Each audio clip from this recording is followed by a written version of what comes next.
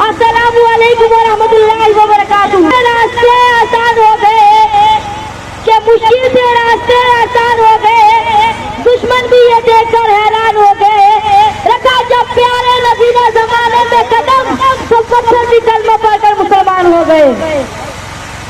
जनाब सदर यकीन मानिए, मुझे जब ये मौजू मिला तो मेरा दिल खिला कि तुमका रूह ताज़े की तरह थम गया कि मैं आज आप सबके सामने सरकार दो आलम सल्लल्लाहु अलैहि वसल्लम की विलादत के बारे में चंद अल्फाज पेश करना चाहता हूँ। मुझे उम्मीद है कि आप गौर फरमाओगे। हमारे आका 12 रबीउल अव्वल दिन के दिन सुबह के वक्त मक्का शरीफ में पैदा हुए। अभी आप माँ के पेट में 2 माह के हुए तो आपके वालिद का इंतकाल हो गया। जब आपकी पैदाइश का जमाना करीब हुआ तो हजरत बीबी आमना के बदन से ऐसा नूर जाहिर हुआ, ऐसा नूर जाहिर हुआ जिस नूर की रोशनी ने बुशरा के मकानात को देख लिया। हजरत बीबी आमना फरमाते हैं कि जब हुजूर पैदा हुए तो सर सजदे में रखा और कानू को करीब किया तो आवाज आ रही थी, ऐ अल्लाह मेरी उम्मत की बख्शिश फरमा, ऐ अल्लाह मेरी उम्मत की बख्शिश फरमा।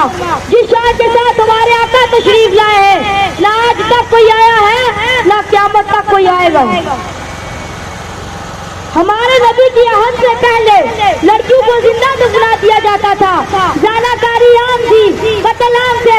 जब हमारे आका की विलादत हुई तो ये सब कुछ खत्म हो गया। और मैं यहाँ ये कहना भी जरूरी समझता हूँ कि इश्क़ रसूल ये नहीं कि एक थोड़ा सा चिरागा कर लो या झूठ झूठ का नाम पढ़ लो या तकरीर कर लो। मेरे नबी से मोहब्बत का तकाजा तो ये है कि अपनी रोजमर्रा की जिंदगी खाने पीने सोने उठने बैठने में मैं नबी सल्लल्लाहु अलैहि वसल्लम की परवरी करूं। जिंदगियां बीत गई और कलम टूट गए, क्या जिंदगियां बीत गई और कलम टूट गए, तेरे औसाफ का एक बाप भी पूरा ना हो सका। शुक्रिया, अस्सलाम वालेकुम व रहमतुल्लाहि व बरकातुहू।